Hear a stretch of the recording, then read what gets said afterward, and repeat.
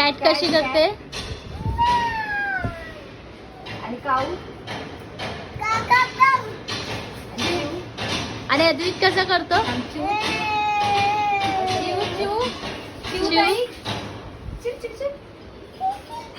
आणि मम्मा कशी करते? मम्मा मारते कशी आणि बोलते काय? मम्मा काय बोलते? मम्मा आता कोण आहे?